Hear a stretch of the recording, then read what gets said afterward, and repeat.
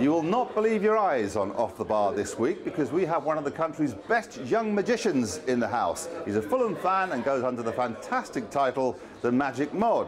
So he's here, and also one of the nation's best TV broadcasters. And apart from me, Eamonn Holmes is in the pub here in Leafy Weybridge. So we've got Eamonn, the Magic Mod, Tony, Just for Men Gale, Alan, Private Line 88, Bentley, who's in need of a cushion, as ever, and the Queen of the MK Dons, and our own tipping table, Anne-Marie Davies. With that lot to pack in, we really ought to crack on straight away.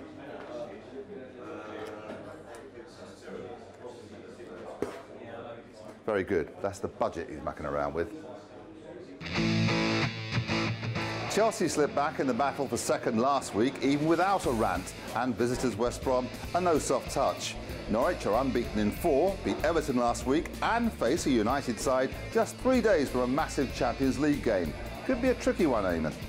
Swansea must put their Wembley success behind them at home to a Newcastle team still on a high after the win over Southampton. Game of the day on Sunday sees Gareth Bale and his supporting cast at home to Arsenal. Form goes out the window in the North London derby. Spurs to win. And Villa needs something, anything, out of the Monday night visit of the champions.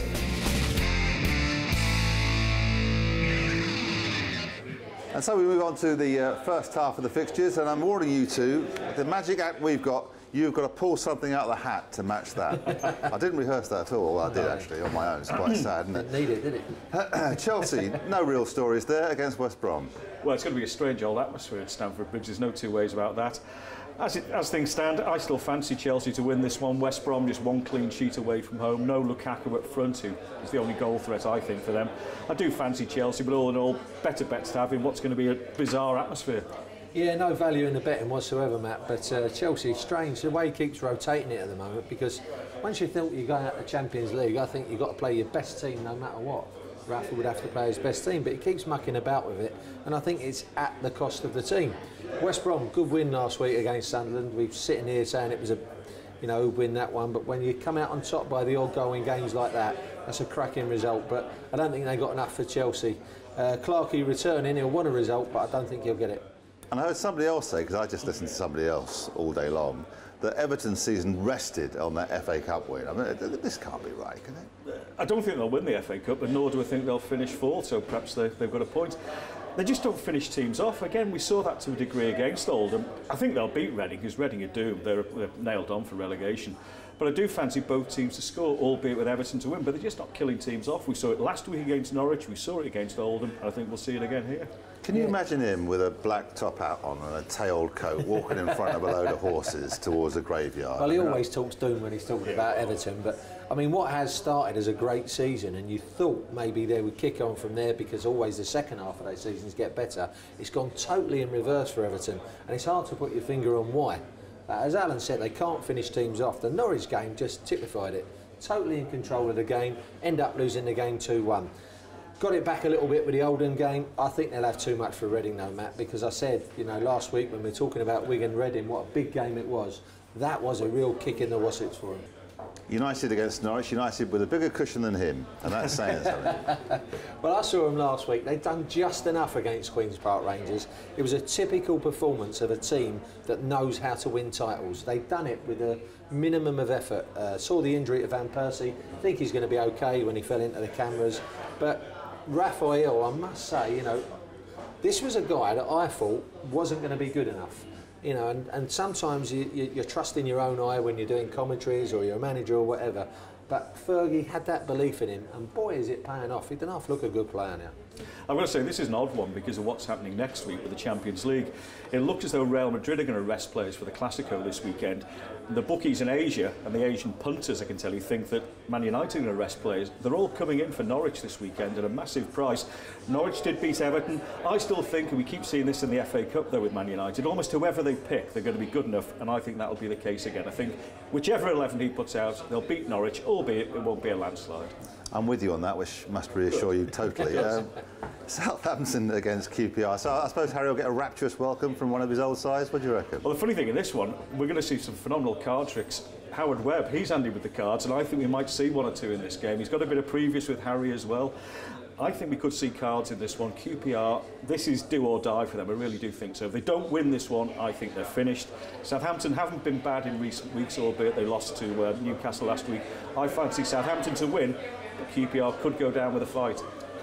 They've got to win it, QPR. That's it, Matt. You know, they can't do anything else. Even against United last week, you felt that they had to pick a point up, and they never looked like they were capable of doing it. I was saying to Alan, may not be the best of games, but it'll have a right edge to it. And what he says about Harold Webb might be right.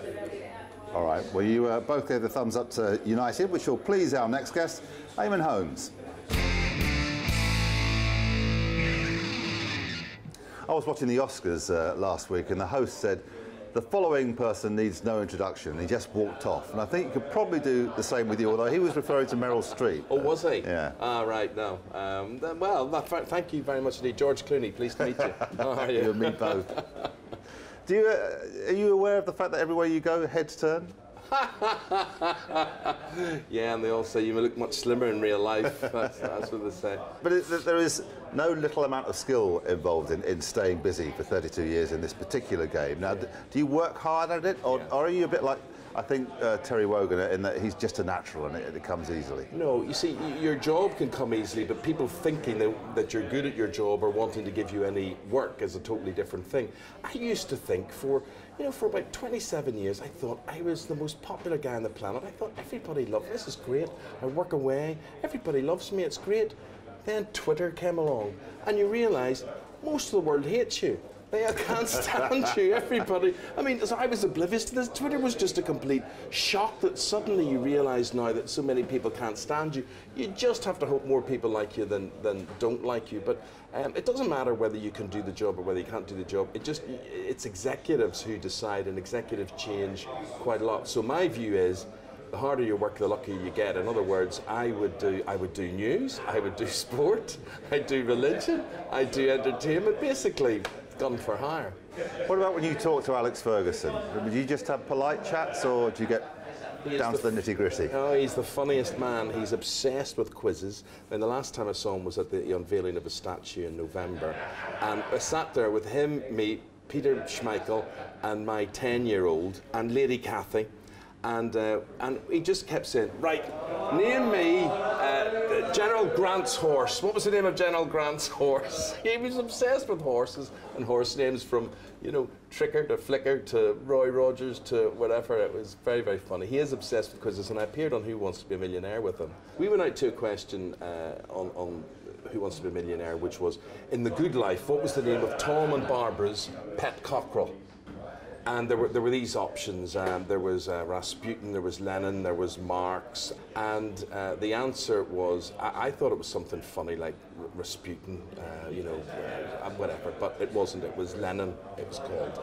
And he's absolutely furious about this, because I've met Felicity Kendall, and I subsequently met Richard Briers, and neither two of them knew what the name of the cockerel was, and they were in the series. And he would say to me, he phoned me up at the end of that week, he said, I've spoken to 15 people, none of them knew the answer to that question. A month later he would say, I've phoned 100 people, none of them know. We're now up to about 50,000 people or so we've spoken to, and nobody knows the answer, so he thought that was an unfair question. Well, you'll probably be seeing him a couple of times over the next few days. Well, no. I've got my own seats at Man U. I'm a season ticket holder, and I'll be up with everybody else. We've got Norwich on Saturday, and we've got who's we got on Tuesday? It's something big, isn't it? Yeah. Something big. Your West Ham. Your man Ronaldo's coming back, and so it's squeaky bum time certainly next Tuesday. What is this thing about United? It's not an affectation with you, is it? Because I remember when we were both working early mornings, you suggested that we go out to a game and then come back. That would have given us about 47 minutes sleep, I reckon. I used to do all that, yeah. But you get older and the mind is willing, but the flesh is weak. But yeah, look, for me, Matt, it's my comfort. It gets me away from work. What do I know about football? You revert to being an 11-year-old kid, don't you? All right, and one dinner party question. I mean, he will go eventually, Sir Alex. Yeah. Do you have any idea who might, or who would you like? Well, I do think, going slightly off centre here, I think I would like to see, at some stage, Ole Gunnar Solskjaer. I think the fans would love him. He's a hero. He's brought a trophy to the youth team. He does, you know, he's done what he's done at Malta as well. I think the board, in terms of commercialism, whatever, I think they would probably look at somebody like Mourinho, but not everybody's convinced that Mourinho would be good for the way the club's run and the way things are done. And, you know, so there are those names that, like David Moyes, that come into the frame as well. But who knows, my friend, the way Alex Ferguson's going, he could be there for another 5-6 years, who knows. Well, there you go. Thank you very much. Thank you. I hope you learnt a lot from that, and I hope you learned from this. This is Ben. Hi, Ben. Magic Mod. Very nice to Good meet seeing you. Just going to show you a quick trick. Would you like to examine the cards? Make sure. No, you're right. We haven't got enough time. Okay, you're right. What I'm going to do is just say stop for me anyway. Stop. There? Yeah. You sure? Yeah. Have a look at that card. Don't show anyone else apart from yourself. All done? All done. Right. Do you play poker? No. But I know how to play it. Give me the best poker face you can. Oh, you are good, aren't you? Right. Red, black. Red, black. Judging by your facial expression, I can tell that it's a red card. Hearts. 10 of hearts. Oddly enough. So what we do?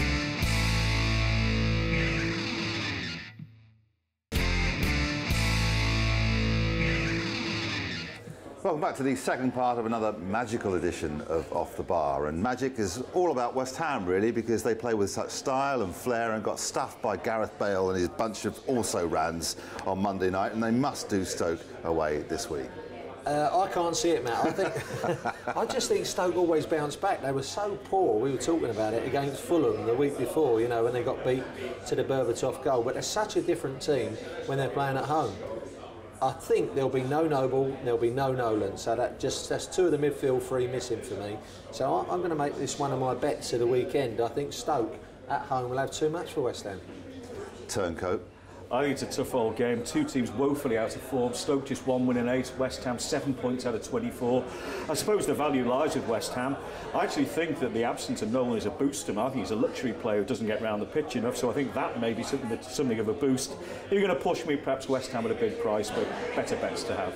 If there was bets for headed goals in this game, I might go for Stoke to get a headed goal as well, because I mean, Jussi Jääskeläinen for me is one of the smallest keepers in the league and not one of the best keepers either. I know he had a decent game against Spurs, but he was making very easy saves look very difficult. Ozzy Ardiles, a former guest on this programme, emailed me in the week to say how shocked he was by the West Ham defence. Yeah, I mean, we haven't got one at the moment, but I think Spurs, you know, I don't like saying it, going forward are a very, very good team. And so if you overcompensate on marking Bale, then it opens other avenues up. OK, we've done our usual 20 minutes on West Ham. That's what people want. Sunderland against Fulham. Well, the other thing I would say about this one is Berbatov. We're going to see some magic later. This man can disappear in away games. I'm not sure about him away from home, particularly at Sunderland. I don't like Sunderland particularly, though they have improved marginally in the last couple of weeks. I'm not getting carried away by Fulham against Stoke, because Stoke was so poor. Sunderland 7-5, perhaps, but not for me. Looks like a draw. Sunderland are a very funny team. At the start of the season, we were talking here and saying they were one of the worst teams I've seen. Then they picked up, and now they've gone back again, sort of 1 step forward, 2 steps back. And I think it's Catamol. I think they go backwards when he gets in the team. I really do. I think there are players like that. I think he's the blind spot of Martin O'Neill. But having said that, he's been the blind spot of a lot of the managers because they like him, and managers tend to like those competitive types of player. But Fulham, I mean, Berbatov, he said he might disappear, but God blimey, what a goal last week. I mean, that was a dream. I mean, I was at a game where I was commentating that, and I'm watching the early game Fulham, and he's even had the cheek to have a look round as the ball's coming out the sky. And as it's coming out the sky, you have to keep your eye on it the whole time. He's had a look round, no one's there, bang. Smash. Absolutely wonderful. Yeah. Wonderful then. I think actually wonderful might apply to the next game, Swansea against Newcastle. I reckon there'll be some goals in this. I'm going to go for a Swansea winning this one because they're on such a high and they're playing such good football. But Newcastle have picked up of late as well, so it's a difficult one, but I'm going to go for the Swans. Well, I'm going to go with what Matt says, though. I think both teams score. It's only 4-6. No, I'm sorry, but I think odds-on can be good value. Listen, odds-on can be good value, and I think 4-6 both to score is good value in this one. Newcastle just one clean sheet away from home. Oddly enough, Swansea concede more at home than they do away from home, where they keep things very tight. I was looking for back to Guzman last week to score at any time. I fancy him again. But the bet to me, both teams to score at 4-6. I know it's only for the big hitters like Tony Gale here, but I think that's value. Wigan, you love Wigan. You keep telling us how much you love Wigan, and they're up against your side. So how's it going to go, Alan? Week, didn't they? They did, because they went and won old Martinez and go. I mean, there you go. Well, how can you know, again, you're backing Liverpool at odds on. I mean, much as I love the mighty Reds, how can you be backing them at odds on against anyone at the moment? Yes, they've got that goal threat now with Suarez and Sturridge, and I think they will score. But Wigan, I think they'll score too. I think this is a funny one. Another one here for us, those who like the card tricks. Martin Atkinson gives more out than anyone else. Might see 1 or 2 again. It's a difficult game because you never know what you're going to get from Wigan, and we say it week in, week out. Last week I really fancied them against Reading because they're used to this kind of situation when they're playing against the bottom sides. When they play against the top sides, they're too open. Yeah. That's when you need to say, all right, I've got to stop Gerrard, I've got to stop Suarez, and then we can play. He doesn't do that. He plays the same game.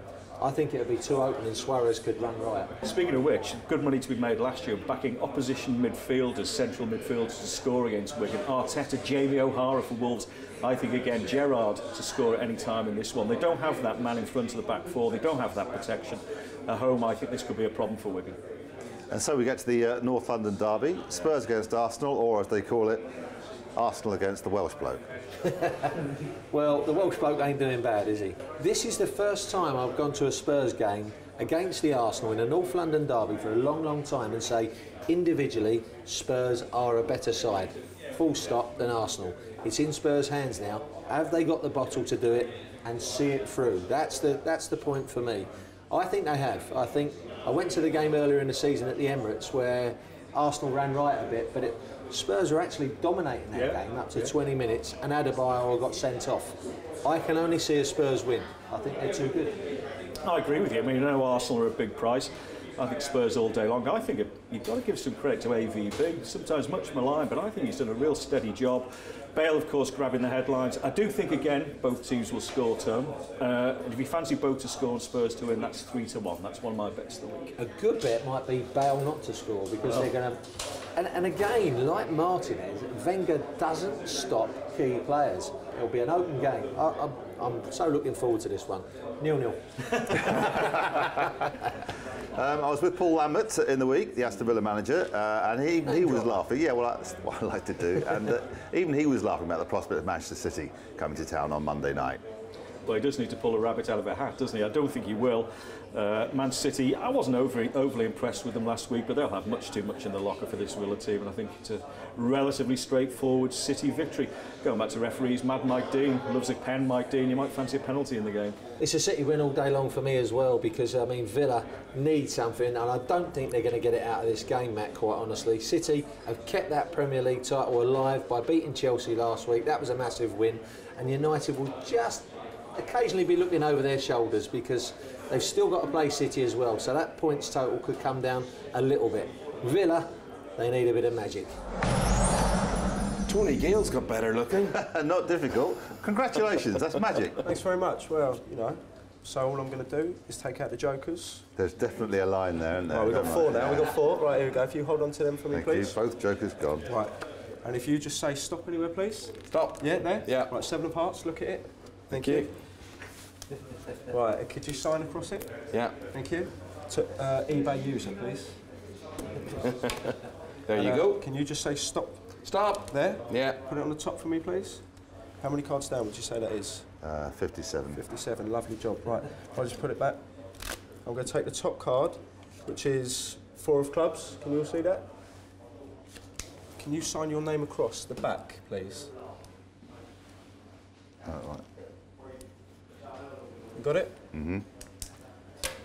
So his name's on the back of this 4 of clubs, yes. Right? Okay, let's try and get this right. If his 4 of clubs finds your card, that'd be impressive, wouldn't it? That would be very impressive. Can you say stop for me? Stop for me. Oh, here we go. Right. So the card that you sign the back of is going to try and find your card. Okay? Right, let's see. Just look for one with a signature on the back. There's one. Yeah. If I take that one, you notice how it's got your signature on the back? On the front? On the front. Yeah. And your signature's on the back. Yeah. Right? If you hold your hand out, just grip tightly, turn your hand over. If I take the 4 with the signature on the back, oh, hang about. Well, where is the signature? Have a look at the card that you signed, and you've also signed the front of it as well. That is magic. That is magic. Well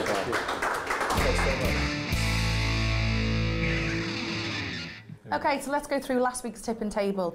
Last week, Reedy, our guest, he got 2 out of 3, same as you, Alan, so well done on there. Tony, you got 1, so last week was a very profitable week, so thumbs up, guys.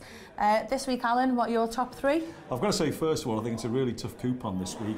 Trying to find value isn't easy. I think there is value even at odds on occasion. Swansea against Newcastle, both teams to score, fancy that 4-6. Bit more adventurous in the game between Everton and Reading. Everton can't finish teams off. I think, again, both will score, but I'm adding the Everton victory in this one. That's 9-4. And the big one, Spurs against Arsenal. Spurs in outstanding form. Spurs to win, both teams to score. 3-1, pays 21-1. Fantastic. Tony? Stoke to beat West Ham. I'm going against West Ham again. I don't like doing it, but I've got to see Stoke as the winners in that one. Spurs to beat Arsenal. I'm just going to keep it plain and simple for that one. And Southampton to beat QPR in the game that I'm at. That's a real big battle down the bottom there. I think Saints have got too much. That pays 8-1 for the treble. Okay. This week I'm going to win. Good luck. Yeah. By magic. Thanks, guys. Chaps, thanks very much. That's just about all the time we have left for the show, but we can't leave without seeing Eamonn bedazzled. Again. Befuddled, by the magic mod. Try and give it a go if I get you just to pick one at anyone. Okay, pick one at anyone. Thank you. Show everyone. Do you ever feel you're being influenced? You know, I don't know how, but he's doing it in some way. There we go. Do you know how I'm doing it? Oh. Magic. Ah. Have a look. I'm just going to stick it in at about the middle. Okay. Do you say that's the middle? Jumps up to the top. Oh, it doesn't that time, but if I just roll my sleeve, it comes up. That's the one. Like that one, right. If I do it, I put it face up this time, okay? Yeah. The jack there, watch. Like that, it just turns, and the jack's back in the middle, face down. Now, if you hold on to that one, can you take one as well, please? Yeah, pull it out and show everyone. Have a look. Can you say stop? Stop. Put your one there, please. Lovely. Can you say stop? Stop. There. You put your one there for me. Thanks very much. Right, here we go. Let's try and get this one right. Your one, hopefully. Yeah. That's my one. Yeah. Do you hold your one? Yeah. Okay, let's name a number between 1 and 52. 3. Good enough for me. Your card. Oh, that's your one. That's my You've one. got it in your hand.